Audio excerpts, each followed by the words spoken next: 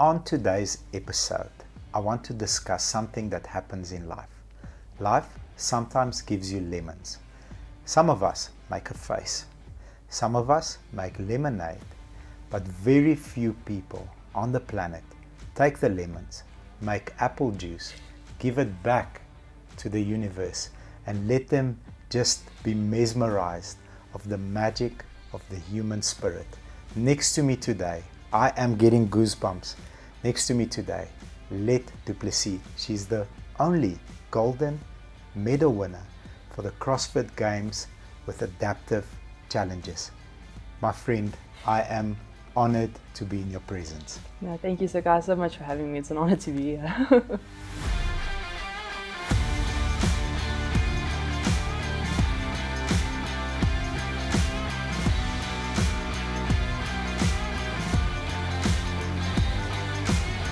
So, my favorite question, and the one I always start with.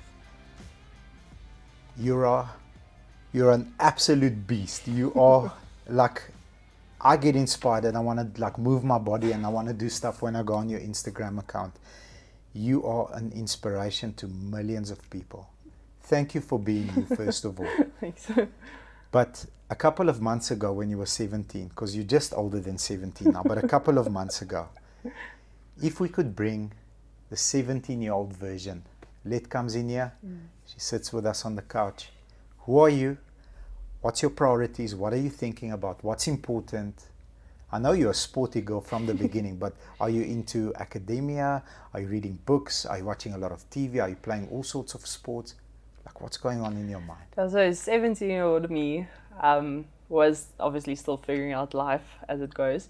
It wasn't only me. No, you were also there. You're so confused. So confused. Okay, there's hope for everybody. Yeah. If we have this and she was confused at 17, this amazing woman. So I was into sports like from, I think I could walk.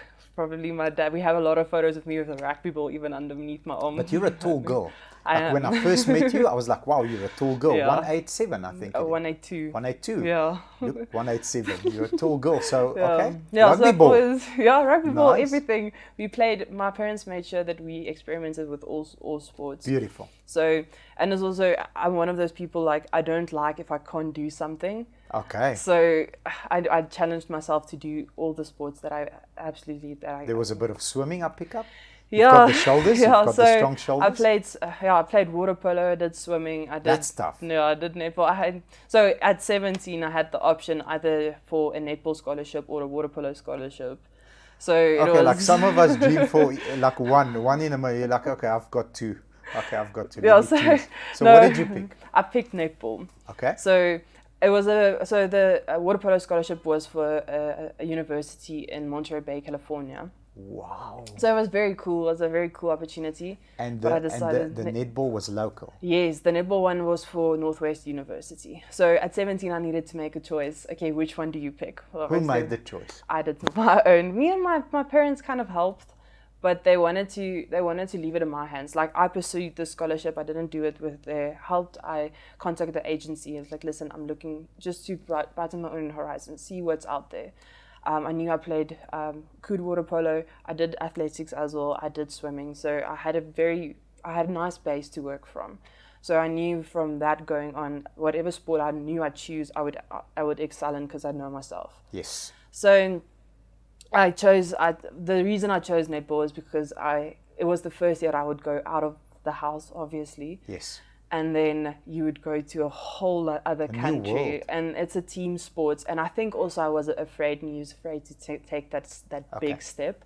I think it is. I thought about it like for a whole while, because obviously that choice in my life made like the world of difference, because my whole story actually started on the netball field. It started as an injury.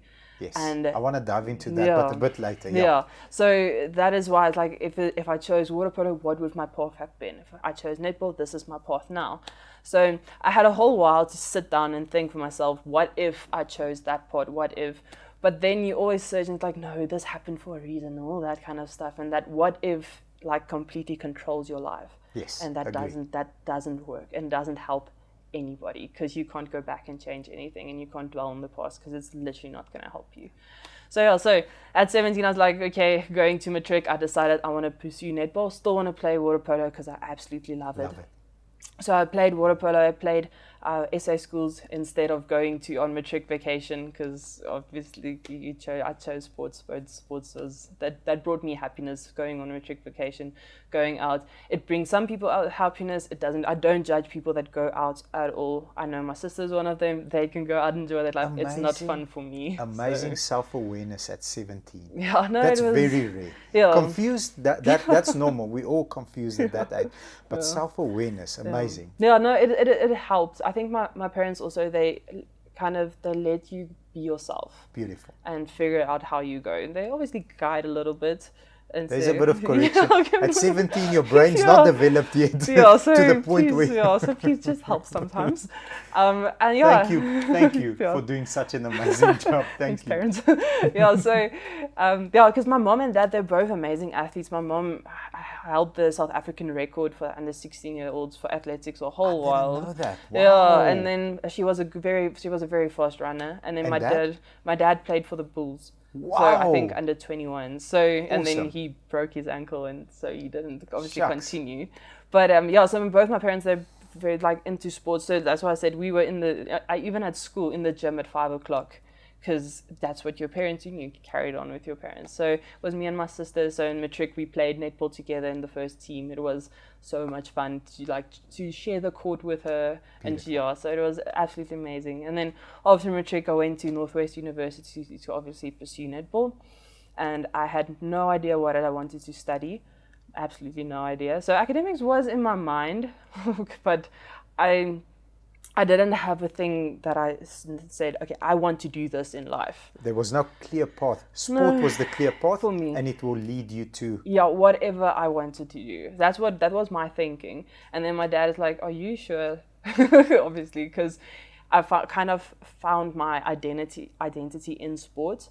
And looking back at it, it's one of the things I corrected in my life, because you can't place your identity in something on outside of yourself. Okay. So that is something that I corrected. I don't want to be known as that girl that's so good in this. I wanted to be known just as me. Beautiful. So that is one of the things I didn't. At university as well, was known as the girl that was so good in netball in the hostel, because you were a first year student. You played, and that's what. And obviously, your first year is amazing. You are known as the girl who played netball. That is why I'm here. That I'm here to do that. And then, after my injury and everything happened and all that is stripped away from you, you realized, what am I left with? You don't have that identity anymore. So what are you left with now? Who is lit? Exactly, who am I? So wow. that was a very big relation to have at 18. Yeah, so that was not very fun. Obviously, you go through so much downs to obviously after being, I say, stripped from your identity, because you found your identity in a sport. Yes. And then when that's taken away from you, who are you now? So I decided to study accounting, because I was good at accounting. Biggest mistake of my life. Wow, I didn't expect that. No, I'm one of those people. Don't make me do something all over and over and over and over again. It's very repetitive. It's systematic. I don't want. We share that. Yeah, I don't like that. And there's people that thrive in that system. Yes. I don't thrive in that system. You understand it, but you don't thrive in it. Beautiful. So within 2 weeks, I actually called my dad and I was like, I'm not, because he studied accounting. So I was like, I don't want to do this. This is not what I thought it would be. I don't want to do this. He's like, what do you want to do? It's like, I don't know, but not this. Not this. And he's like, okay, then just continue what you're doing. We'll figure something out. And then in my second year, I was like, okay, cool. I like the business management side. So I took extra subjects for business management and entrepreneurship and HR, just because it interested me. Yes. And I had the option to take it. So I was like, cool, I'm going to take the subjects with me. So with my degree, and it was definitely worth it, because I enjoyed actually what I was studying then. Not as much the accounting. Grateful to have the background, but didn't enjoy I think that the all. fundamentals of accounting are key into entrepreneurship, because you sometimes people say, but you're doing a lot of sales, you must be doing well. How are you managing your debt? exactly. Let's take a look at your creditors. Yeah. Okay, let's take a look at your debtors. Who owes you money? Yeah. You're doing these sales, but are you receiving the Yeah. cash? Yeah. The cash flow. The cash flow is messed Yeah. up, and that's how businesses fail. And I've met a couple of phenomenal, like really great CEOs, and most of them have an accounting background, even though they might have not studied the subject, but they understand the fundamentals, and that's the key. 100%. That's the key. I totally agree with that. Yeah. So, my friend, you chose netball. Yeah. We've got viewers that are 13, 14, 15 years old. Our oldest subscriber is 92. Yeah. Regularly sends me like, Yeah, I enjoyed this, I didn't enjoy this. Like That's amazing. I like this guest. So we've got the whole range. Yeah.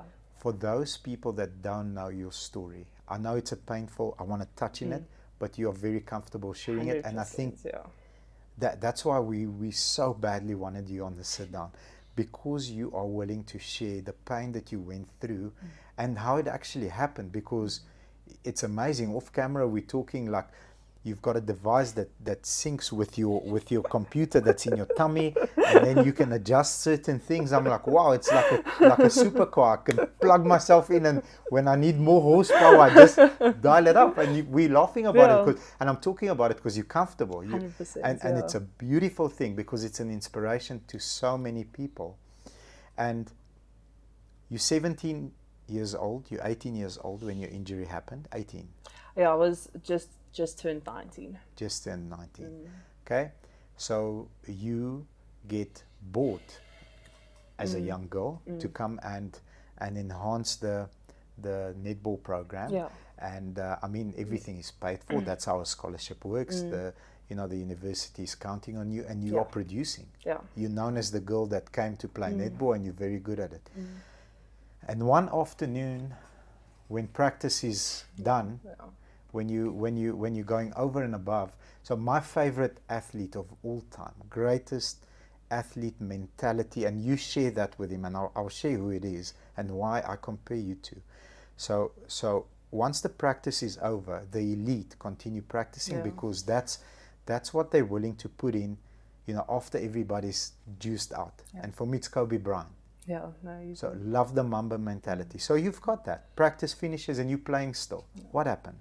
Yeah, so it was like the last I have no idea what the English word is now, central throw.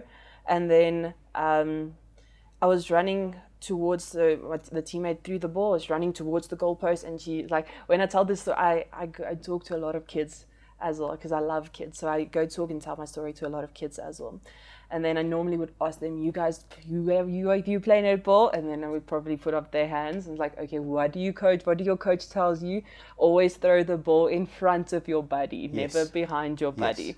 So my buddy threw the ball behind me, and my leg was already planted. And as I landed, my hip dislocated.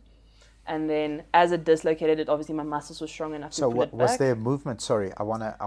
You're running forward. Yeah, your running leg is forward, planted, and then you're go turning back. And then as you turn back, your leg is planted, so it pops forward as you throw the. As you so catch this the ball. part pulls off forward. Yeah. So as it pulls forward, obviously it dislocates, and then the muscles were strong enough to pull it back. So you felt a jerk. Yes, I did, and then it came back, and then my leg went numb. And then the coach asked me, are you okay? I was like, yeah, I'm fine.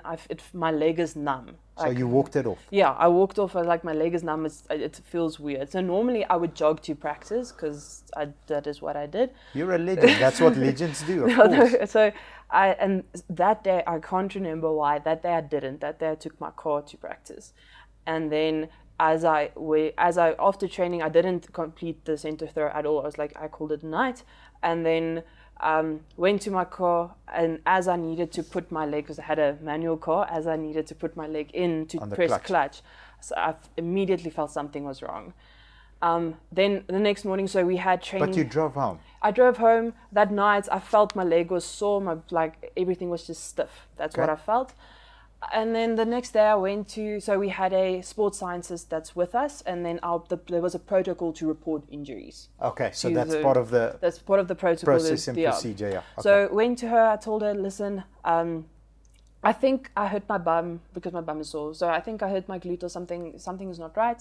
And she's like, okay. And she took my leg and she brought my leg over because that is how you test it. But in hindsight, that was not a very good move because my labrum was tear, so the cartilage in the hip was tear. So obviously it's going to produce pain. So we thought, no, it's a glute tear or something. So just you can still train arms, just take the week off. I think it was like a Tuesday. Lower body. Yeah, just don't do lower body. So you're still walking around? Yeah, still walking around. The next day you're walking around? Walking around doing and pain everything. Out of 10? No, pain? it was, I think like a 5 or 6 Okay, around. so medium pain. Yeah, it wasn't as bad. Like, it wasn't as bad. Like, you would think for like the amount of damage that was actually happened to my hip, there would be a whole lot more pain. I think it's because I was so young and was still trying to prove myself. You come with like, and you're very fit. You're hyper fit at that stage. Literally, like now. yeah, I didn't even tell my parents that I got injured. Like, I didn't even tell them. And then I went back to my the coach or the sports sciences a week later, and she's like, no, she thinks I'm clear to play again. It feels fine for her.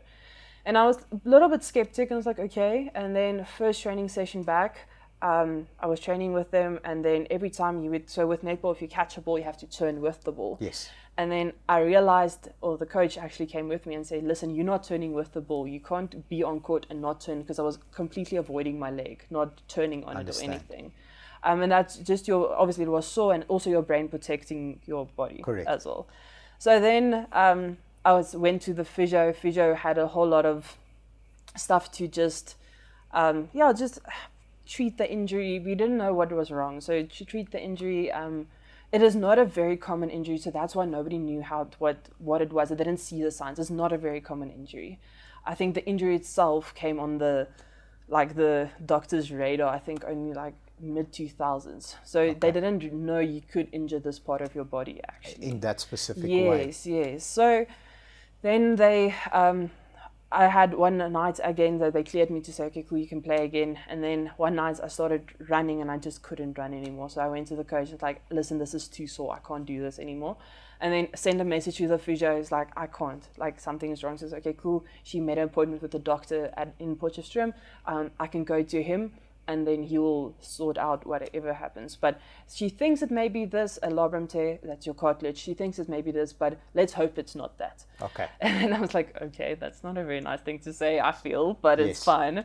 Then, so then I went to that doctor, and he's like, okay, he thinks it's the cartilage that's... How many days between the No, injury? It's like 3 weeks. 3 weeks, Yeah, so it's an ongoing process. It's an ongoing, and I was on campus, and then the pain got gradually worse.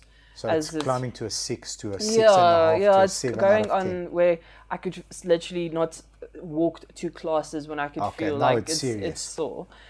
So then went to the doctor. They had an MRI. He said, no, we have to take an MRI scan, and it's Potchefstroom is compared to Pretoria, the MRI machine is not going to be the same. So they have to take an MRI, then inject you with stuff so that they can see if the fluid leaks, and if the fluid leaks, it's an MRI. When in Pretoria, you don't actually have to do that, but that is just the machine that they have. So the whole process is like 2.5 hours. Okay. So you sit there and take the scan and then inject you and all that stuff. And then there was obviously 2.5 hours. I went at like 3, so it's 5 now. All the doctors are going to be closed. So, and then the report saying what is wrong didn't come out with my MRI. That's only the next day. Only the next day. So now I'm sitting there with my MRI in my hostel room to the lights, checking. Okay, you examining what's going on here. They're here. like, no, this looks fine. This doesn't look like anything's wrong. I have no idea what I'm looking at. But I was like, no, this is fine. And then the next morning, it's like, no, I'm not going to class. Screw class. I'm not going. And then went to the doctor. Then he was in a theater, so he obviously he's not there. And it's like, okay, now what? Then it's like, okay, I've kind of can go fetch my report probably now. So went to the X-ray department, say, okay, listen, I need my report. I was like, can I get my report?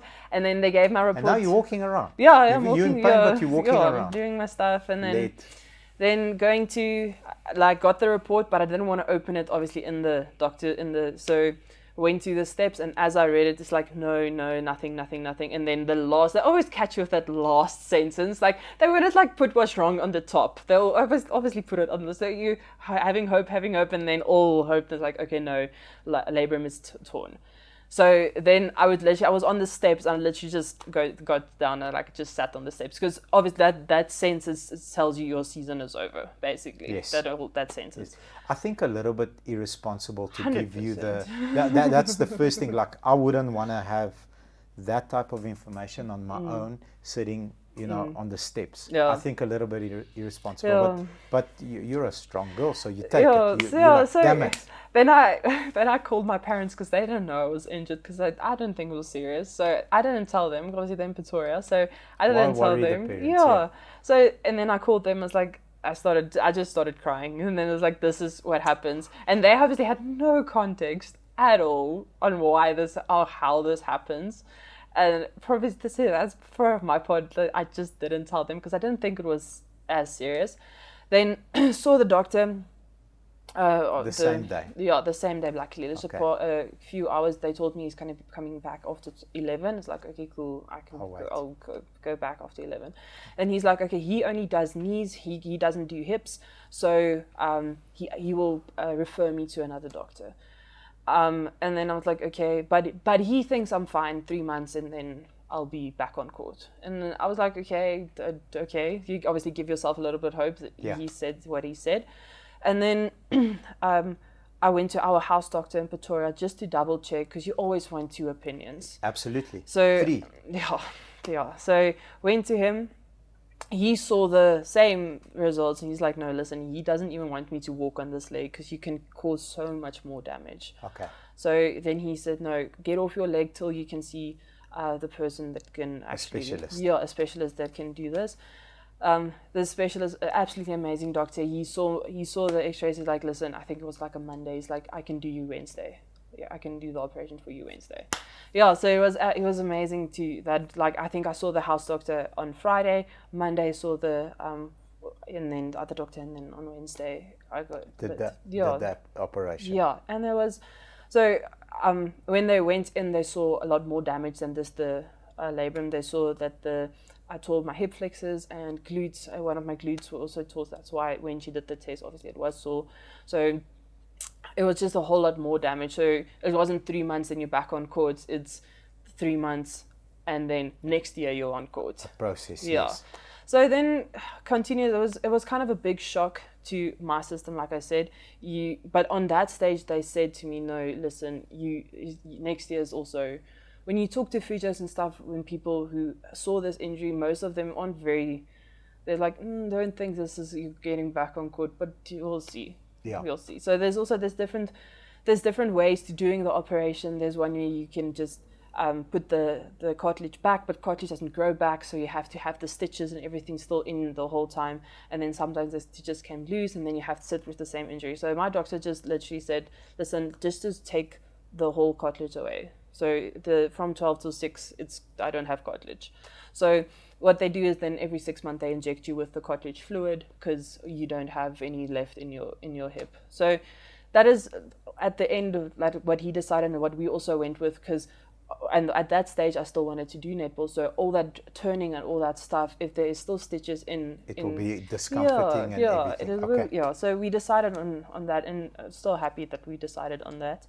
And then I went fully a rehab, and my rehab just took very long. And like I said, your identity was kind of stripped away from you, so you were 100% lost at 100%. And then also struggled a whole lot mentally with that aspect as well at 19 years old. You struggle, yes. If you ask any sport person and you get an injury, the mental aspect is by far the worst than the physical. And then in February, I decided, we realized that my rehab is taking so much longer than it's supposed to, and we don't know why. Like, the pain is still there, everything. And it's like, okay, cool. I'm thinking let's just give it a little bit while. I'm not going to be ready for trials. Let's just take a little bit. And I decided, okay, cool. I want to do cycling for the university. I don't know why I decided on that, but I just wanted to do that. And it was so much fun. I had an amazing team. We did cycled for the university. And then I decided to go into coaching, to netball coaching. So that's why I say I really like kids. So I coach at Potchefstroom Gymnasium. I coached their grade 8. It was so much fun. So it was still a way for me to live out my passion for netball, which is through the grade 8. Their grade 8s, they're very cute, but discipline. They're busy. They're so busy, awesome. But they're so cute. But in any case, so enjoyed that so much. And then it was one day we had you have to do your coaching certificates, and I was on my way to the certificate, and there was a wet puddle in the hostel, and I slipped, or just stepped on it, and I slipped, and then felt something in my hip, and I was like, oh no, I'm not gonna think about it. I need to go do this training now, this training for the certificates. I'm just gonna leave it. And then it got worse, and I saw it filled, and I went to the bio. She's like, what did you do? Because I had no stability left in my hips. She's like, what did you do? It's like, I slipped. I slipped. And she's like, okay, went back to the doctor, and then he said that same hip flexor that I tore, it's gone again. So I was like, okay, now what? So that was like March. And when did you initially have your operation? I had it in May 2017. And then that following year in March you slip again. Yes, my friend. Yeah, so that was just so then 6 weeks after that operation I realized that, because I had to do another op to fix it, and then I realized that my hip is getting like so much worse. Like the pain is unbearable. It's supposed to be. It's not a thing. It's so sore that I was supposed to be walking now, and I can't put weight on my leg. Wow. And then we went back to the doctor, and that's all I have to commute from Potch to Pretoria the whole time. I went back to. And you're studying. I'm still studying. And you're doing the coaching, and I also I was a project leader for SEGD, that is Potchefstroom's liefdadigheid. I can't get the word. The charity organization. Yeah. So I was sport development and empowerment. I was the project leader for that. So you go to the schools, and all that, and you have to facilitate all the actions that happens, and go to schools and go to everything. So it was busy in between that. You have to do all this, and so went back, and he's like, okay, let's do another MRI just to make sure nothing happened. Yeah. After your second. Yeah. And then he looked, and then after the MRI, and then I did the MRI with, my mom was with me, and then it was in the middle of my exams, so that was June, and I was in the middle of my exams, and then so I couldn't stay in Pretoria and wait for the results. Yeah, I couldn't. I had to leave because I had, like I said, I'm writing an exam the next day. And you're driving on your own now? Driving on my own. I went into my mom's car because she's automatic. Yeah, okay. So driving with my mom's car. She has my car. It was a Ford EcoSport. I loved that car, my car. Nice. I loved that car. But in any case, so then I drove, and then there's two roads you can take to Potch. It's the Soweto one or the other one, Reismuurbild it's called. So I chose the Soweto one, and then they said no, they'll email me the results. Yes. And then I'm like, okay. And then so my phone is connected to my watch. To your watch. And then you got a mail. I got the mail. And then I was like, okay, I'm not going to look at it. On the next garage, I'm going to pull over because I can't sit there knowing that the results is on my phone. Same here. You have to look. Yeah. So I've pulled over at a garage, and then on the results, and it said that, like, it gave like a diagnosis that I didn't understand at all. It was a vascular necrosis, and I was like, what on earth is that? Google. Yeah, 100%. Went into Google. First thing you see is like, when diagnosed with this, hip replacement is recommended. And I was sitting there like, okay, what happened now? Especially like this, you're telling this to a 19-year-old, and I'm sitting there, I was like, what did I get myself into now? And then I started crying. That was, I think all the people that like at that garage, I like ugly cried. Then all the people at that garage, I think they were like, what the hell? Yeah, what the hell happened here? So then I actually had training with the grade 8s also that night. And then I called the head of netball. I was like, listen, I'm not coming to training. Like, I can't today. No. Then I phoned the bio and I sent her the results, and she's like, she's so sorry. It's like, there's nothing you can do. She's just so sorry. Obviously went to wrote my exam that next day. Obviously in the best. You're not in the best space. No. Then had to go back to Pretoria. Went back, saw the doctor, and he's so happy that he picked it up because it's phase 2. So phase 2, you can still do like an experimental, because Okay. experimental surgery. So Google's not always your friend. It's sometimes your friend, not always. Yeah. So he's like, okay, That's your second, third opinion is yeah, always best. yeah. So he's like, okay, if I was older, 100% you'll do a hip replacement, 100%. But not at because 19. not at 19, he doesn't want to do a hip replacement on 19 now. So there is an operation you can do, and then you hollow out the entire hip joint, because you're not, avascular necrosis basically means the bone didn't get enough blood supply. Somewhere along the line, something happened, and then the vessels to the bone got injured. Okay. So the hip joint caved in, and there's nothing you can do now. That bone is dead. You can't regenerate bone. You can't, yes. So he's like, okay, we'll do this. So you hollow out the entire hip joint, and then you fill it with cement or something. It's A type of a material that they use. that your body won't reject. Yes, that they use. And then he's like, we can do that. And you still have to get a hip replacement, not just now. So it delays it by 5 or 8 years. That is what it just delays it, depending on what happens. So we're like, okay, he's like, okay, 2 weeks time, just finish your exams 2 weeks time, and then you can Are go you from using there. crutches at Yeah, this time? So yeah. now you know. Okay, No, this yeah. is serious. Yeah, and it's sore, so it's very sore to walk on. So, yeah, so went for the operation. Operation went very well. Like, it went very well. The only thing is you can't bend at your hips, because obviously there's no bone, there's only a Yes. hollow. So you can't bend at your hips. So every time you want to do something, like when you sit or something, You feel discomfort. yeah, and also, so I couldn't put on my own socks or shoes or anything, so I had to call my parents the whole time. So luckily it was vacation that stage as well at university. Living at Yeah, their house. went home and all that, and every time I would call my parents, obviously, to put on my socks or something like that.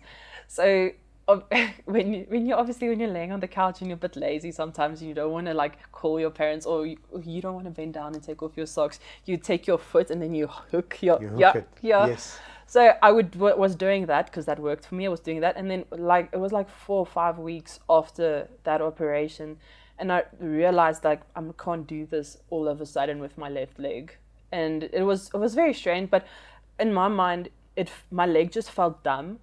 And I was thinking, okay, it's because I'm not putting any weight on it. Maybe it's like it's it's muscles pins that and needles. Yeah, and, it's muscles that needs to be stimulated and stuff, and that's not getting stimulated because you're not putting weight on it. Does it gradually happen, or is it just one morning that? No, it was just one morning. One morning, I can't. Yeah, it was one random morning. I was literally in the bed. It was weird, but I didn't think much of it that stage. And then it just, because I think also because I'm young, you don't expect your body to do that. Yeah, so then just went on with my life basically, but I could feel something was wrong because my leg would get all purple, and it was just as if all of the functions were delayed. It's the best way I can describe it. And then I was back in Potch because semester started. I went back. My mom lived with me, and I was in a place, and my mom lived with me for a while just to make sure everything was fine. She went back home. It was semester week, so it's because I had to be on crutches for like 3 months for the bone to heal. And then I sent a video to the physio because then I realized that I can't lift my foot up, or when I do it, it's very slow. Like I would tell my leg to do something, but the movement, so it's not that the muscles isn't stimulated because I'm putting a little bit more weight on it. So it's not that the muscles isn't stimulated. And I sent him a video. I was supposed to write my semester test, I think at 10. I went swimming in the morning because swimming was the way, like I needed to do movement. So yes. I just swam. So I sent the physio, I sent him a video. I was like, listen, this is happening. What do I do? And then I think it was like 2 minutes later, you called me. It's like, listen, I'm sitting with doctor. You need to come immediately. I was like, okay, but I literally told him, I'm writing a test at 10. It's like, no, we'll give you a letter. You're not writing a test at 10. So I drove back to Pretoria because there's not a hip doctor in Potch. Yeah, there's one in Klerksdorp, but I trust the one in Pretoria. So went back to him, and then when I got him, my leg didn't have a pulse at all. So he was checking for a pulse on my foot, and there was no pulse because I said my leg was purple and blue. So it's not getting blood. No. So he immediately, I had to go for like every single test that you can imagine. So from like, I had so many brain MRIs to like where they test for your blood flow throughout your CT scans, like MRI for my ankle, MRI for my knee, for my hip, for my back, to see if there's exactly where the problem is. Something's wrong. They don't know what's wrong or where it's coming from, but something is wrong because the muscles and stuff is not doing what it's supposed to be doing. So then you're just sitting there, you don't know what's happening, and I can't walk very well because my leg's not doing what it's supposed to be doing. And then the doctor's like, okay, he thinks it's this after all the tests, and nothing shows. You can see there's diminished blood flow, you can see the pulse is very weak, you can see all that, but there's nothing in the brain scan. The only thing that it shows, my basal ganglia that controls movement, is a bit enlarged, but that is all that is shown on the brain MRI. Or on my hip MRI shows that what the procedure did worked. Everything is fine. So they're like, okay, cool, let's do blood test. Maybe there's something in your blood or something. And then they test me. Literally, no, they tested, and then they diagnosed me with something that I didn't have. Okay. And then now they're scrambling for answers. But we don't know if the blood tests were wrong or someone was in a rush. Like, we don't know, because they diagnosed me with Huntington's disease, and when you have Huntington's disease, it's normally like within 6 years from your diagnosis, you're dead.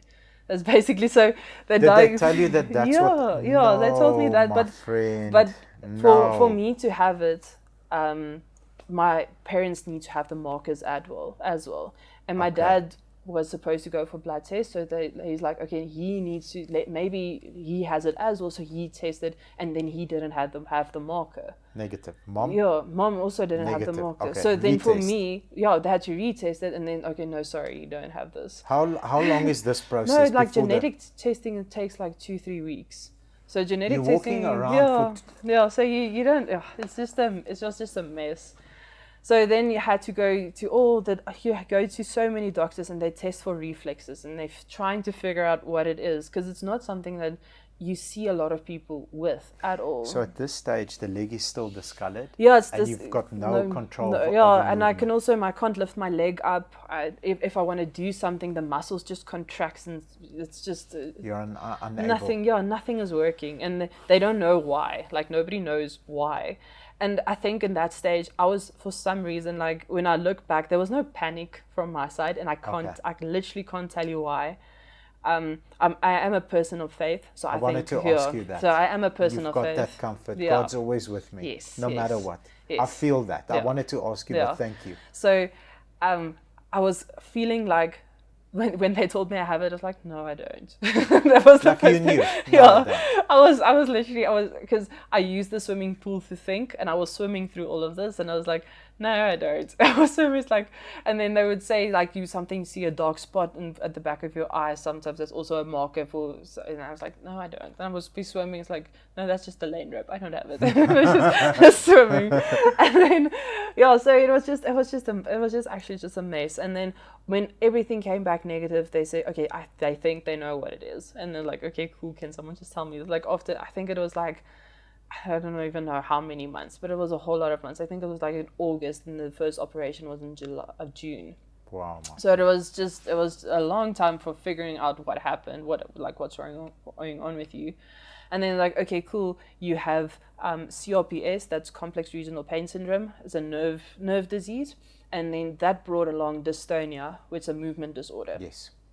So finally they figured out what it was. And it's like, okay, so they don't know how people react to this. So some people, they make 100% recovery. Some people just get worse. They don't know. It's not a very well-known disease at all.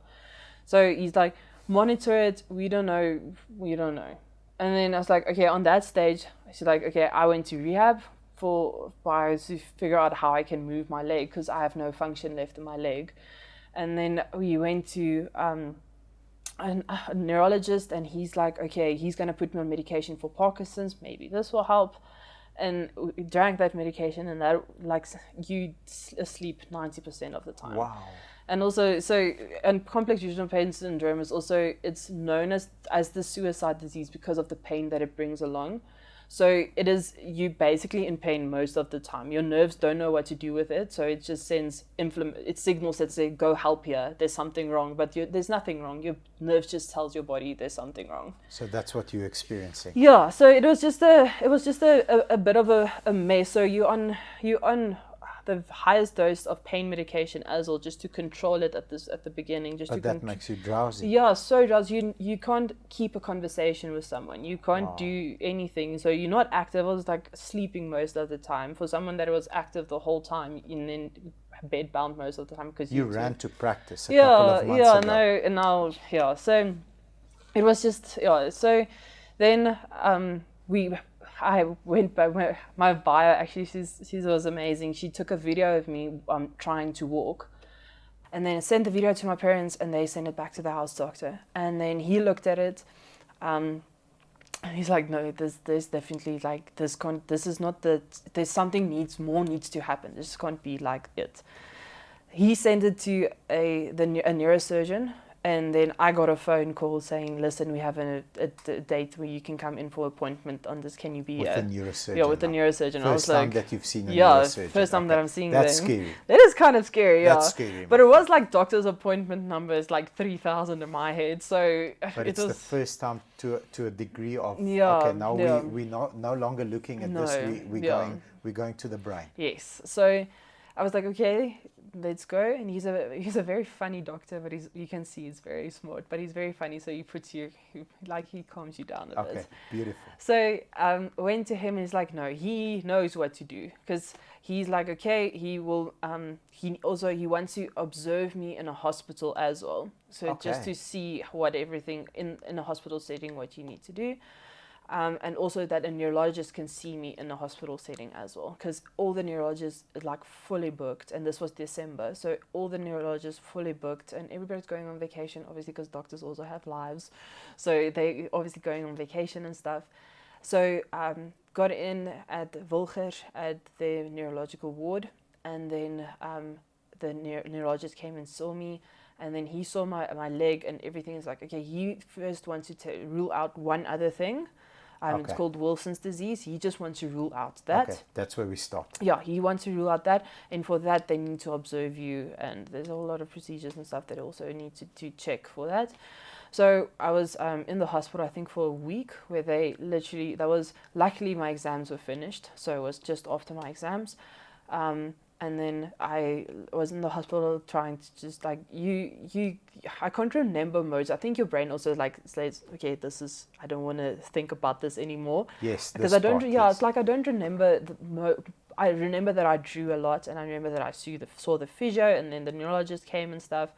And then I think it was like on day 3, he's like, okay, he thinks he knows what will help. So he suggested that I get Botox in my leg for the muscle contractions, because on this stage, my leg, so dystonia is known for muscle contraction. So your muscle contracts involuntarily the whole time. Okay, does it stay contracted? Yes, it stays contracted. That's a challenge. Yes, and then sometimes it just releases and then contracts again on a rhythmic basis, basically.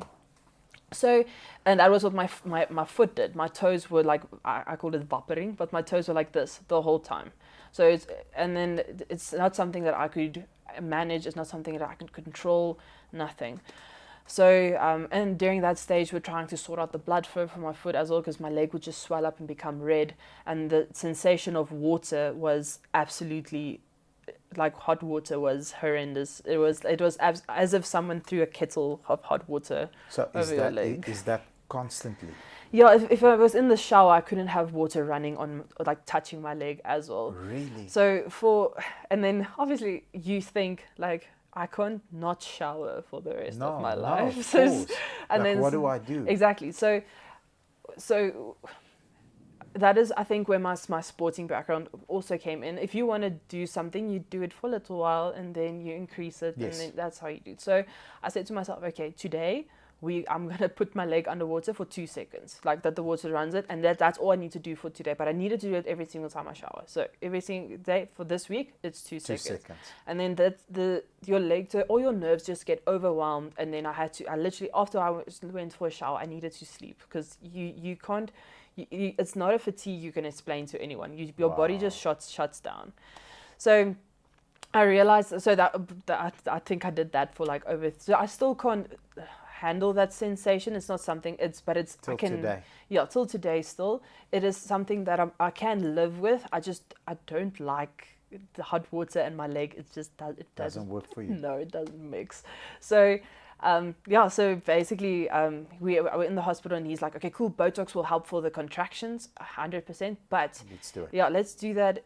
But the other thing that will also help, the thing that I told you guys about the machine, it's called a spinal cord stimulator, and he's like, he thinks that will definitely work. And then he leaves, and then I was like, okay. What does that even mean? Like, what is that? It's like, I was sitting on my phone. You're talking to a 19-year-old girl so like, what is that wants to play. Yeah, what's the spinal cord stimulator? I don't know what this is. So obviously you Google stuff. I think he explained to me, but I can't remember that he explained. Maybe he did explain it to me, but I can't remember that he did. I just remember that I went onto Google and I saw what it was. Kind of scary to think. And then he's like, okay, you want to do that. He had the Botox administered in the hospital, and then he's like, okay, you can go on your merry way on vacation. Then on January, when all the neurologists and the neurosurgeon is back, we can schedule an appointment, and then from there on, you can go get the spinal cord stimulator. So this is now 2019. I think I'm 20 at this stage. Yeah. 2019, and then I can. It's January. I've been figuring stuff out over the December holiday, so that December holiday I wasn't on the beach because I couldn't walk. Luckily they gave me a brace for my leg that helped, but not a lot, but it did help a bit. And then I went to the neurosurgeon, and he at this stage like, no, he's just gonna do this and this and it'll be fine. He will put in the spinal cord stimulator. He's just gonna, so basically it's on my spinal cord. It's an electrode on my spinal cord. It's like as long as your finger, basically. Okay. It's very flat, and then it has 16 electrodes on the plate itself. Is it towards the top? It is right in the middle at T9. Middle. Yeah, T9. At T9. Yeah. Okay, so that's smack bang in the middle. Yeah, smack bang in the middle. So they make a little incision and they cut it under your skin. Yeah, it's on the, like, they literally cut away the bone and put it directly onto my spinal cord. Okay. And then each of that electrodes you can program to do a different setting almost. So they have like, my mom described it as an old Telkom phone. I didn't grow up with that, so I wouldn't know how it looks. So, you're 24, you don't know those phones. No, so she said it looks like an old Telkom phone thing that they program with. That's funny. So I have a little, like, this big of a device that I sync to it. It's in my belly, it's underneath the skin. I also call it my ab implant. Your ab implant. Because you can see it underneath my skin. So that's where the machine is, and then the wires is also underneath my skin connected to the spinal cord. So he's like, okay, we're going to do that, but first we need to see how your body reacts to that being in your body. Yes, obviously. Yes. Is it going to accept or reject it? Yeah, so I was they did the operation first, just implanting the lead onto my spinal cord.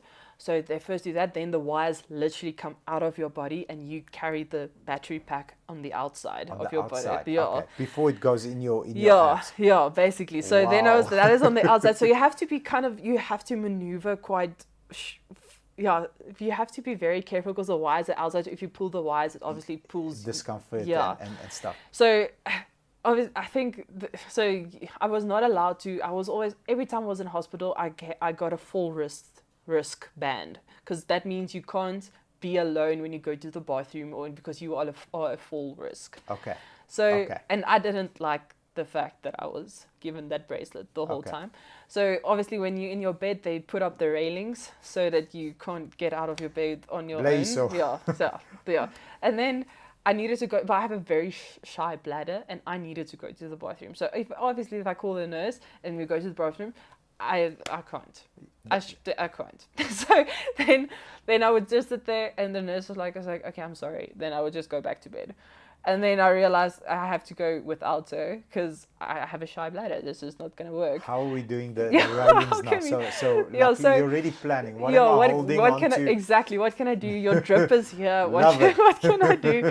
So then there was on the one side, there's like this big of an opening. Okay, but now that's your gap. Yeah, so this is on the bed. So now I need to go. But so the incision on your back, it's quite sore because they remove bone. So you are quite sore. And also it's a bit discomfort, obviously, as well.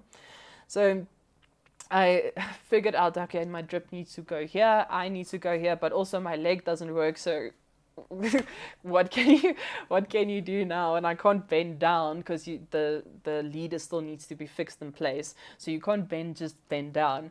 So I was busy struggling to get out, and then the nurse came in. She's like, what are you doing? What are you doing? It's like, I need to go to the bathroom. And she's like, okay, well, let me help you. It's like, I can't. So if you help me. But in any case, then she left, and then I went to the bathroom finally after I explained the situation to her. And then luckily it was fine. But yeah, so I was in the hospital, I think, for a week and a half or something. And then they saw that, okay, it's working. Like the body's not rejecting this. And then the stimulation they added worked and all that. So then like, okay, we're going to plant in the battery pack at the end. 2 more days later, then you can go home just to make sure there's no infection, because there's a very big infection risk, obviously. That is the main reason why people get their devices removed, is because of infections. Okay. So keep the device clean and all that, and make sure you are fine. And then 6 weeks later, I was at that stage. I went back to, like, I stopped studying at Potch because it was just too much. I started studying at Academia, so that's a campus here, because it was everything online. But as universities go, they didn't want to give me all my credits for all my subjects that I already completed, so I started from scratch. Oh, So I think I had credits for 4 subjects, so I had 2 subjects or 3 subjects that first year, but it's first year subjects, so you're already on 3rd year level. Now you have to have first year subjects again. So that was not very fun. But obviously, with all my time that I have, it was mostly spent at rehab. And then I was like, well, I'm not doing anything else in the afternoons. What can I do? So I started au pairing. It was so much fun because obviously I love working with kids. So I worked with her. She was at that stage, I think, grade 6. So it was so much fun for grade 7. You got into netball, didn't you?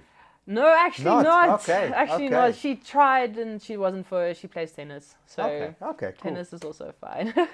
But I gave her my netball post, but that wasn't used. But yeah. And then 6 weeks after that, I could go back to obviously working. Au pair was still a bit discomfort, obviously, because of the incisions and stuff, and you're figuring your body out and everything. But at that stage, I wasn't moving or doing anything active in my sense. I was walking the dogs, but I couldn't walk much further than 400 meters. So let me ask you this. Yeah. So at this stage, you're 21. Yeah.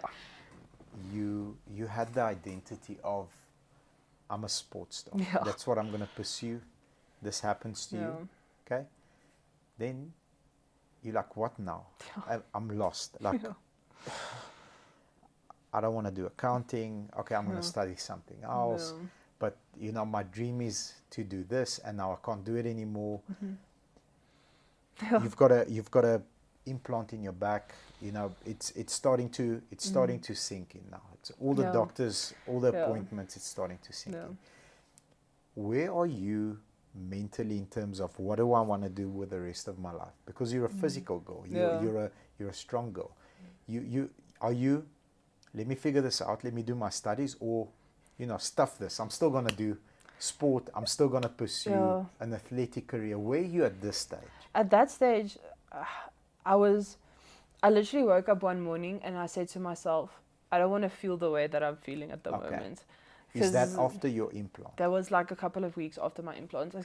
How are you feeling? Describe that feeling. Like, I was frustrated more with myself. Yeah, I was frustrated more with myself than anything else, because if you can imagine, like I said, you're active, you can do everything by yourself. Now you struggle to just walk upstairs or do anything by yourself. It is quite a mental shift to make.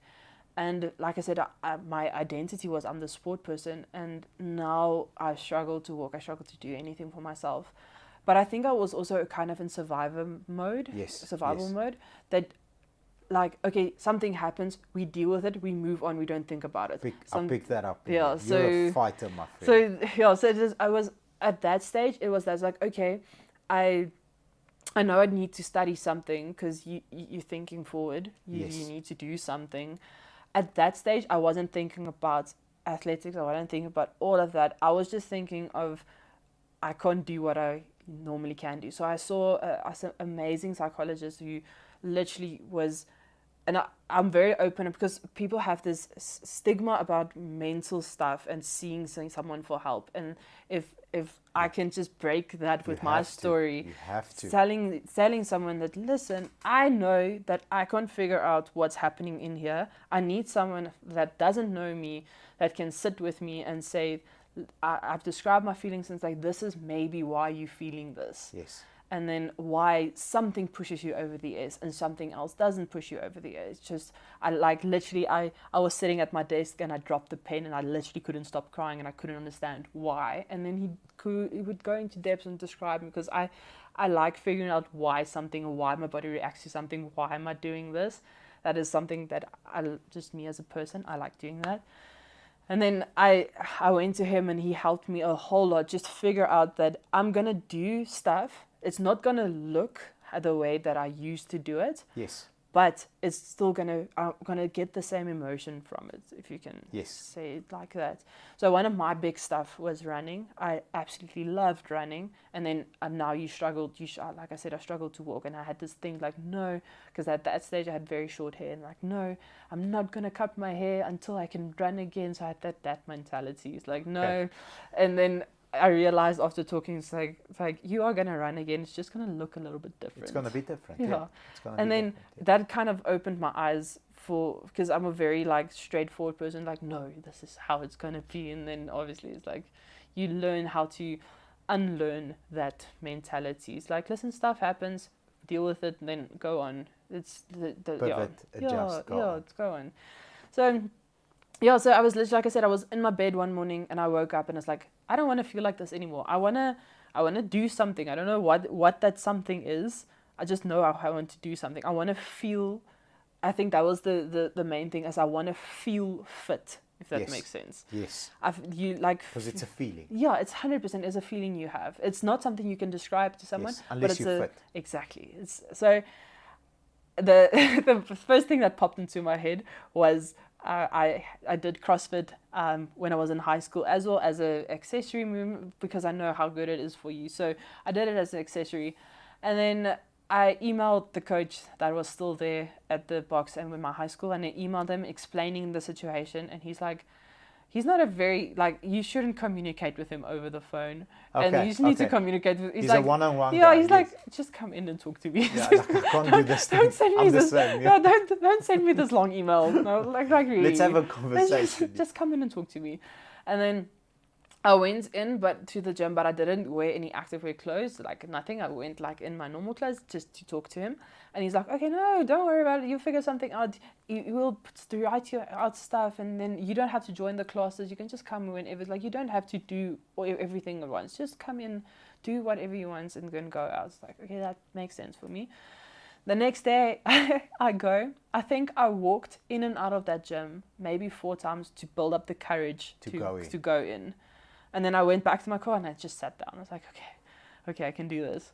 And then went back in. It's like, okay, no, I can't. And then I went back. It was strong. That was for me. What was I actually can't think why that was such a big deal for me. I think it was because of other people's perception. So everybody knew me as this girl, and now you're struggling to do basically any movements that is. It also looks different and moves different than anybody else in the gym. Correct.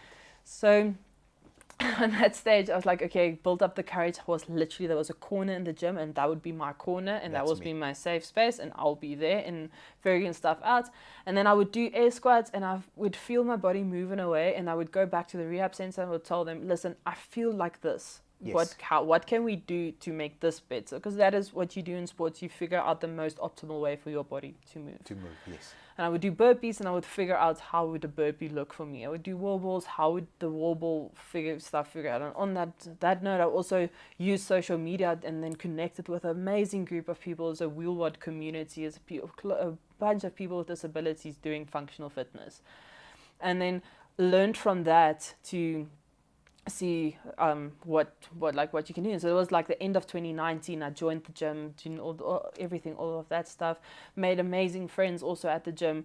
The one girl, she saw me. She's like, "Okay, I heard you swim." It's like, "Yeah, I do." It's like, "Okay, cool. She's joining me." It's like, "Okay." Awesome. So I was a very introverted person, as also you needed someone to come and like pull you out. Yeah, like, basically. Hey. Yeah, it's like, I'm coming with you now. You don't actually have a say. So nice. that was. You guys still friends? We are still friends. Beautiful. Yeah, I was a bridesmaid at her wedding. Wow. So it was Congratulations. Yeah, so it was a very good friendship that that bonded from her telling me she needs to come. I'm gonna come swim with you. Okay, yeah. when are we swimming? Tomorrow morning. Okay, yeah, cool. Let's go. That is literally how it went. Because Awesome. I was actually talking to someone else about swimming, and then she's like, "Oh, you swim? I also want to swim." I was like, "Okay, all right, okay." So yeah, but that was also like the first time that I walked in front of someone who obviously was swimming. I don't have my brace on, and I felt a whole lot of comfort wearing my brace as well. Because at that stage, I also, like, without my brace, I walked very, very weird, if you can say that. It doesn't look normal. Okay. So what does the brace do? The brace. So this was actually a new one, but the other one, it was just wrapped around here. It would come here, and I had like a whole brace around my ankle. Okay. So to you can keep see. it steady. Yeah. So you can see this entire thing is a brace. Okay. From here to here, it encapsulates my foot and all that. So it picks. Because I don't have much hip flexor function, the brace propels my leg forward as I walk. Okay, yeah. got it. So it helps with that. I can't lift my foot up on its own, so this keeps my foot straight.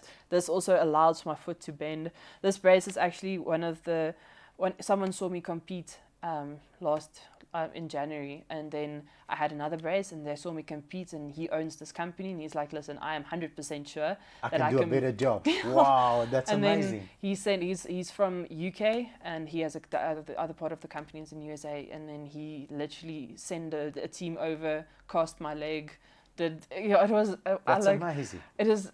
I'm on a group chat with him and the other guy, just telling them like we're busy arranging stuff, and he literally I couldn't express my gratitude for him. It's amazing, my friend. Yeah, but okay, so on that note, I didn't have this cool brace. I had another one. Also did its job, but it wasn't as cool as this one. No, not at all. So then it was also the first time. So I needed also to figure out to deal with my own insecurities, because for me it is abnormal, but for everybody like getting to know me now, this is their normal for me, but for me it was 100%. That is how they know me. This is how I've met you. Yes. Yeah. So for me it's abnormal because it's not something that I'm used to. I understand and what under you mean. people seeing me like this, because everybody saw you as this fit button, and now they see you as in my head, a weaker person. It wasn't like that, but that was my perception. That's something you needed to process. 100%. And then I was, so then obviously COVID hit, and then I was like, okay, what can I do now with myself? Because you're at home most of the time, you can't au pair, I can't go to the rehab centers, I have to do everything on my own. And then at the gym, they let us hire equipment from them, lend equipment from them. So you still pay your membership, you just take equipment home. So we did that. Continued to train every morning because I fell in love with training again, because that feeling is just something else, and that I like figuring out what will work for me. Yes. And then that kind of fueled I want to go train because maybe I can do this today, or maybe I can do it this way again. So that was kind of what fueled my motivation going. It was nothing like, I want to compete, I want to be the best. It was literally figuring out my body, how you can move and how you can adapt and all that kind of stuff. Then I heard of this, like I said, wheelwad games. I haven't been there. It's amazing. It's like a wheelwad community. I saw it on Instagram, and I saw the amazing athletes competing, and it's like, okay, cool, I want to see if I can do this. And I set my sights on, okay, cool, I want to do this by the end of 2021, I think. I can't remember, end of 2020, I can't remember what I told myself, but I just know I want to do this. And then I had that goal in mind, just training every single morning, doing all my stuff. And everybody in lockdown was crazy. And they ran like marathons in the garden. And Yes. I felt out. So I tied myself to a tree and Yes. took a rubber, like a elastic band around my waist. And then I swam, I think, for 4 hours. So it equated to 10 Ks on my watch for the strokes. So it was just because I felt out. Like, so, this is me. Yeah, this is what I'm gonna I do. can swim. I can't run a marathon around the garden, but I can swim 10 Ks in a pool. So let's do that. Amazing. So I just, like I said, I felt out. So I decided to do that. And also for me, that's something that, okay, cool, I can actually do this. And that was also one of my biggest motivators is, okay, cool, I can actually do this again. And it's something I would never take for granted ever again. It's like that once you lose something and you kind of figure out you can do it in some sort of way again, it's not something you take for granted. It's very, very easily again. So, yeah, so then I decided to join. I realized that I needed coaching. Like, the other gym was amazing for me, but I was on my own the whole time, and I realized I needed coaching if I want to continue further on. And grow on this, because now Yeah. you want to compete. Yeah, now I want to compete. It's something that it's who I am as a person. I'm a competitive person, so I want to do this. So So I wanna share with you Yeah. something that I find like absolutely amazing about you. So there's 4 areas that drive people. You know, if let's say we're in a team, I'll know exactly how to drive you. The only thing that I'll say is, listen, I see that other girl's quite strong in the area that you like, and I think she'll give you a good run for your money. I'm gonna leave you alone, and you're gonna kill it. Am I right? Yeah, or you just tell me, listen, no, you can't do this, and then I was like, okay, watch me. That's most of the time. but you know, some people react terribly to that. Like some people be like, oh, okay, like, you're breaking me down, I can't do this. You like, there's a little flame, petrol, big explosion. So I'm a competitor too, my friend. I wanna, like, I set my sights, I'm gonna beat you. Watch this. So I love it. Yeah, So you've got 2021. I'm gonna compete. I'm not gonna be there to take part. I'm gonna be there to do good. I want to show these people what I'm made of. So basically that's what, So I went to CrossFit PBM, amazing box. Became part of the family, and it's just the community aspect of it is amazing. That's why I fell in love with CrossFit was because of the community aspect. And then the CrossFit Open came along. And then I competed. It was the first time to have adaptive divisions at the CrossFit Open. Which year is this? 2021? 2021, yeah. Okay. Was it 2021? Yeah, last year. Yeah. So 2021, and then you've had a couple of months just to train. Just to train. But then, boom, there's the opportunity. Yeah, there's the opportunity to compete in the Open. And I was like, okay, cool, I'm going to do this. And it went very well. I think I took first place there at the Open. It was fun. But but I didn't like, there was no stuff saying to us, if you compete in the Open, you're going to go to the CrossFit Games. Like, there was nothing, nobody told anybody that. I don't think they even realized it themselves. Yes. And then I was house sitting one day in May, still continuing to train because I like training. You fell in love with the process and the way it makes you feel. Yeah, and then I wanted, like I said, I wanted to do the Wheelwad Games. That's a whole lot different than the CrossFit Games, but just want to do the Wheelwad Games. It's just a competition for persons with disabilities. That's the Wheelwad Games, basically. So that was that was actually what I was training for. And then randomly, I got an email in May of 2021 telling, congratulations, you've qualified for the CrossFit Games. And I was sitting there, like I said, I was house sitting, and I was like, this is weird. Like, this is weird. I was like, okay, this is so exciting, but wow. All of a sudden you get this email telling you, listen, this is going to happen. And it was so cool, but that was like smack bang also, like, obviously in the middle of COVID again. Yes. And then they had all these travel restrictions on South Africa. I think Jason also mentioned that travel restrictions. Yes. When we had him in, it was terrible. It was. And also you have to do PCR tests before the time, and by the time, it's a mess. It was an absolute mess. And so at this stage, when you get the email, I want to talk to the competitor now. Like, sorry for the language, like, shit got real. Now, I'm pushing my body, I'm training, but this is this is on a new level. Yeah. So I'm going to compete against warriors like me. Yeah, 100%. No, 100%. So that is where I've got introduced into like my first, like I said, I realized you on a other level now. So if I know that I'm not an expert in something like nutrition, I outsource. Nutrition. I want to touch on your Yeah. nutrition. That's, I think, I shared off camera. I lost 24 kilos in 17, 18 weeks, and the gym is the fun part. I can see you fell in love. You are absolutely in love with the gym. So am I. That's the fun part. Greeting everyone. What's up? What's up? Like, it's Monday. Yeah. Everybody's there on the Monday. Like Friday, there's 4 of us. I'm like, hey. Hello.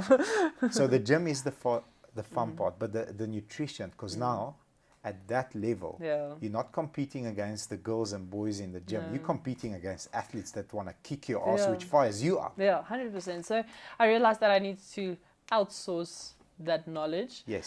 So got into a training program. It worked for that while, but I realized it's not optimal. Yeah, it's not optimal for me going forward. Because you've got a day job. I mean, you qualified and you work in IT at the moment. Yeah. And you're a data analyst. Yeah. So it's kind of you kind of need to figure that stuff out. Life happens, and you can't follow a strict diet routine saying 12 o'clock I'm eating this, 11 o'clock I'm eating this, I'm eating this much carbs on this specific date because I train this time.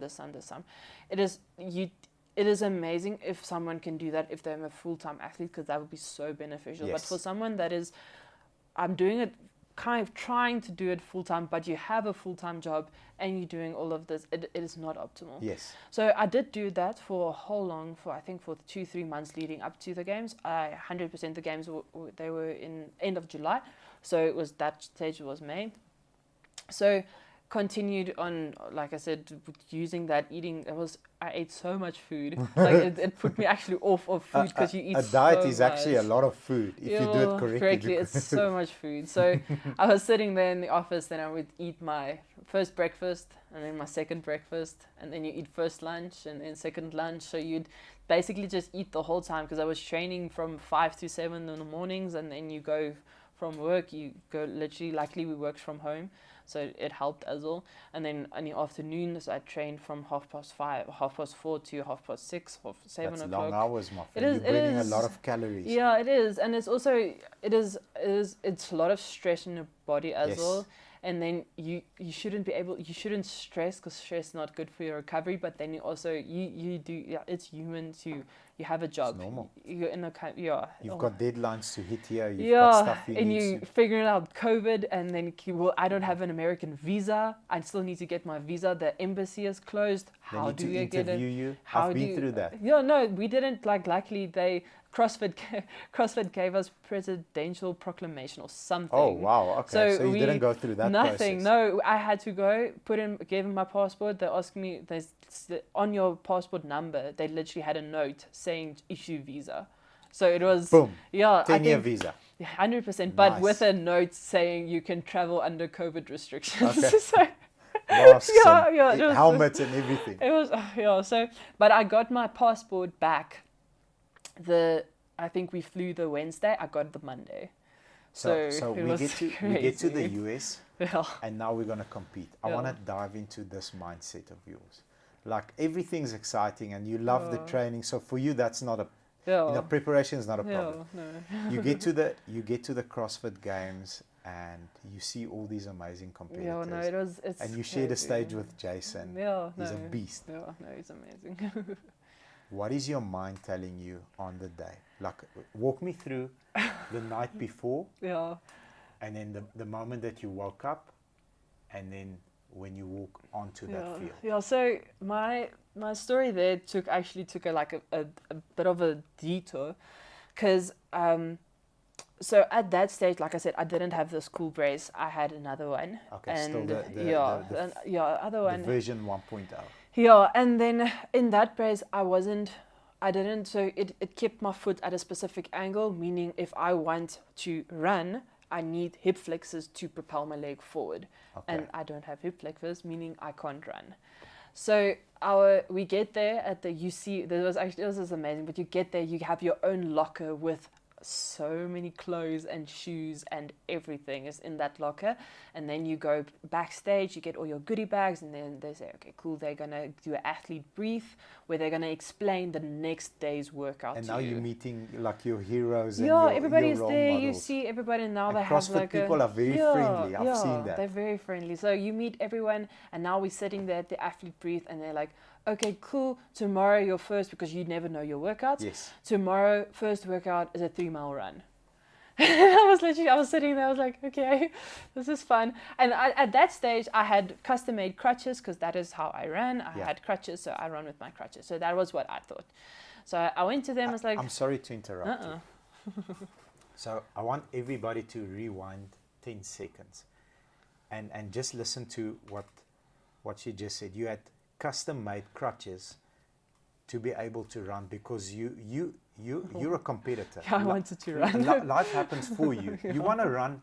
Okay, I don't have this specific movement. Not a problem. Make me some crutches. Running, I'm running. Yeah, basically. So that was, But then, like, they threw me with an absolute curveball saying, no, your crutches is going to give you a competitive advantage to your competitors, meaning you can't run with them. And that's how you've trained, to run with the crutches. Yeah, so, and they didn't say on any of our documentation that, listen, you can't use crutches to run. They didn't say that anywhere. But on that day, they decided, and what they decide on that day is final.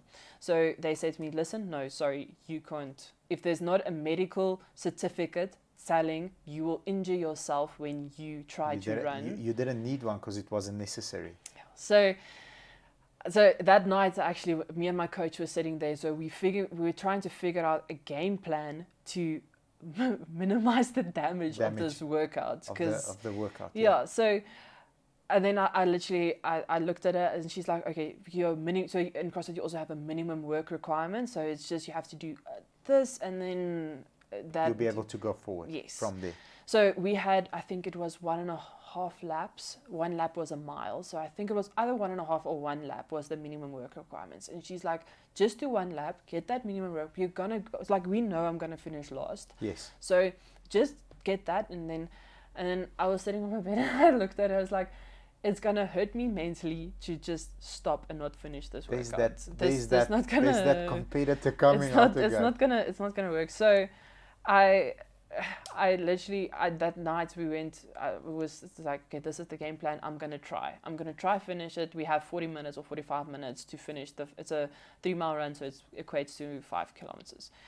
It's far, my so friend. It is far. It's not nice. It wasn't nice. But in any case, so then at that week, so I was at that starting line, and then I was telling, obviously you talk to the girls, and I was telling them, I was like, listen, this is what happens. I can't run, so I'm gonna see what happens. So the nerves and stuff, and everybody's gonna look at you because you can't run. So what they're gonna think, you're gonna walk, what you're gonna do. So I had a running pattern in mind with me and my coach figured out. It's like a hop, skip, and a jump all in the same movement. So I would hop on my left leg, just off my right leg, put this leg down, and then hop on the other one again. So it's kind of like a skip, basically. So we figured that would maybe work. So I said, okay, cool, let's try that.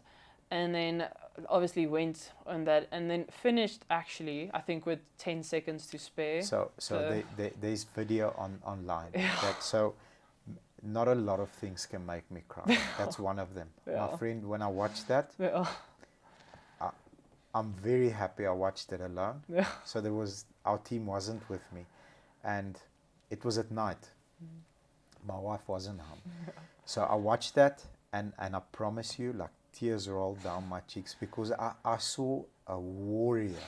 Love you for that. Yeah, so my coach actually joked because she said my smile didn't left my face on that stage, which I remember because I knew that I was going to finish last, but I knew I was going to finish because I had a pace in mind on my watch. I had my watch on. I had a pace in mind knowing that I need to finish each lap. I think I can't remember the specific times, but I need to finish each lap on the specific time. Then I'll be fine. 10 seconds to spare. 10 seconds to spare. I got in.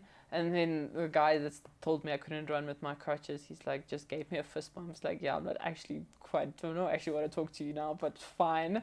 And then just like went on, but that was like that event, because obviously it was the first event, so that event kind of set you up for the rest of the weekend. But my problem with that is, so you obviously have to do deadlifts, you have to do all other sorts of things. So the amount of pressure that you've put on your right leg now, like you still need that, you still need this bad boy to be able to do the other stuff. Yeah, I know. So it was it was just I just normally when I like speak to kids as well, I would stand and speak to the school. And then I would normally make the joke with them, like, you can see my right leg is so much bigger than my left leg. And it's something that you see, and it's something that I'm used to at the moment. It's not, it's just, that's how it is. Yes, and it is what it is. My right leg is very strong, and I'm very proud of the fact that it is so strong. Yes. Leg press. What do you leg press with your right leg? I have no idea. Okay. I don't test press that. All of it. Whatever you put on, I press. Okay, cool. I can tell you that my deadlift PR is 150. I think my back squat is 120. So wow. So my leg, and all the weight obviously I try and shift onto the right leg. So it's amazing, it is it's kind of it's so you go into your next workout. Yeah, I go to my next workout. Obviously my legs are tight and have this used blister underneath my foot. And how long is the rest between the two workouts? It's about, I think we had 2.5 hours, 3 hours of rest. So so you're eating stuff, you're hydrating, all that stuff. You're laying down, you're doing all the stuff to maximize your recovery, basically. Yeah. Okay, went to the second event. It was a max clean event. So obviously you need legs for that. So my right leg was sore, and then actually in the warm-up area, when you catch a clean wrong, you fall on your bum. And in the warm-up area, I caught it wrong, so I completely fell on my bum. And luckily you did it in the warm-up area, not in the competition itself. But I got my PR in that next event, so it was absolutely, like, I was stoked. The vibe and everything in the Coliseum is absolutely amazing. And my coach took a video, and you can hear her screaming like in the video by itself. So it was awesome. It was very, very cool. Yeah, and then the rest of the events, it was just they put a lot of curveballs. I think it was the first year, so they were also trying to figure stuff out. That adaptive athletes were there, so they were figuring stuff out. So they had us do rope climbs, and I never in my life before have done a rope climb. I don't have much control still now over my left leg. So using your legs to clamp down on and everything. And I also don't have a lot of, like I said, I don't have hip flexors and a lot of core on my left side. So that is just all the muscles that's affected. So doing the rope climbs and everything, I think I did one, and then when I got onto the top, I couldn't get my legs to clamp down. Yeah, so I slid down, but obviously you slid down, you get rope burn. So I lost all the skin on my left hand. So that was day 2. So you have 0 skin left on your hands on day 2. Friend. It was a bit of a mess. But during that whole time, I was just so happy competing and just seeing all the amazing athletes there, and you experiencing the vibes, and it was absolutely amazing. And then we had a biking workout, and for some reason they decided to not to do a salt bike and just a normal bike. And then my muscles in my left leg can't switch between the muscle groups so quickly. So when I bike, I have to do everything just on my right leg.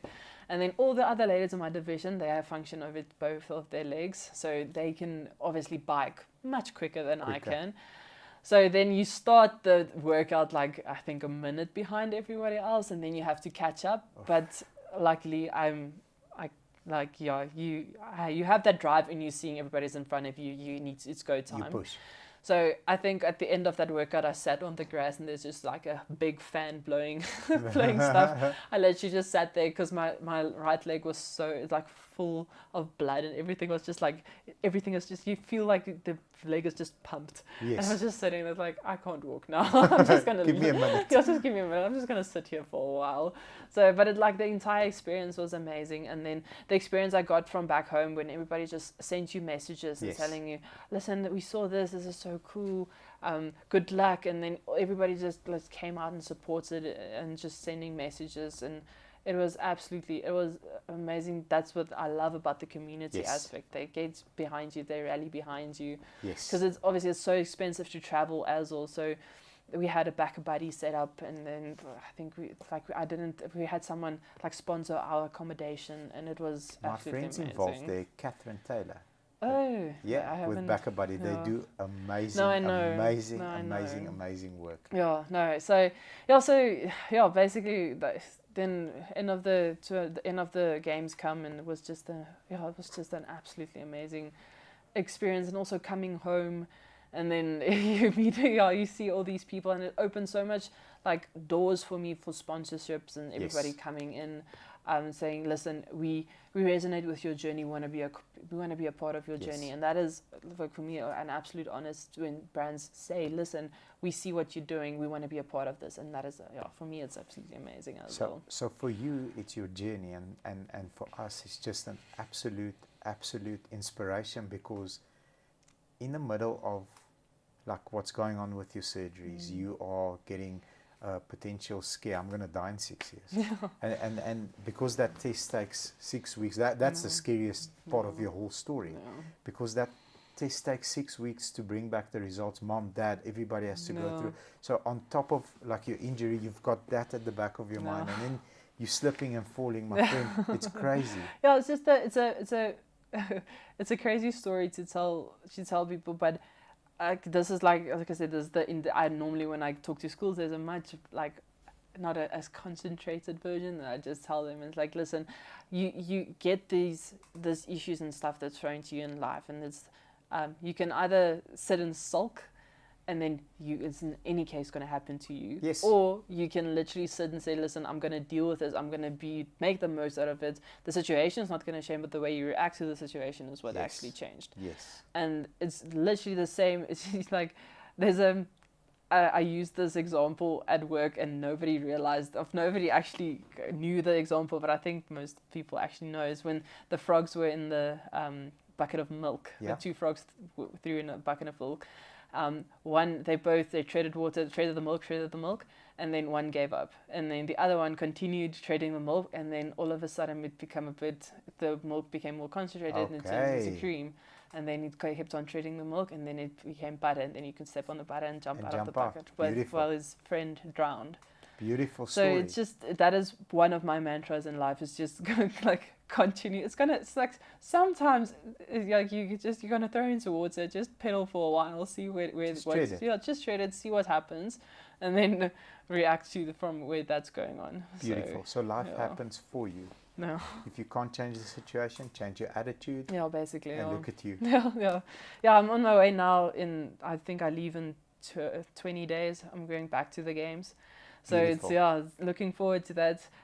It's going to be a very, very, very cool experience again. So after coming back for the first time, so now you're taking your nutrition like absolutely seriously. So you're not happy with I need to eat this at this time, because you've got a life outside of the CrossFit environment. No. You're a professional. You're going to work.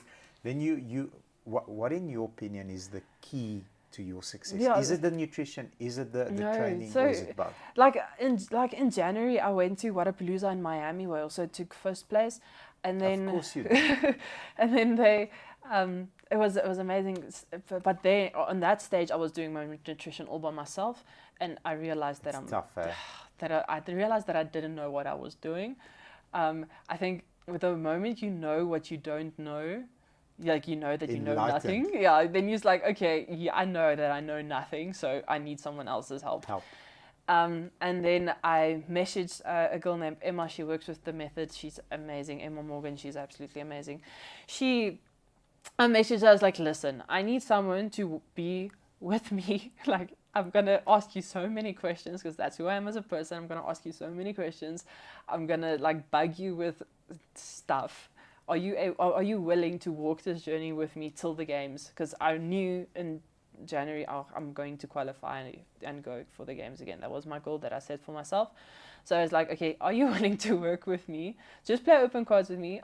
I can go and fight someone else.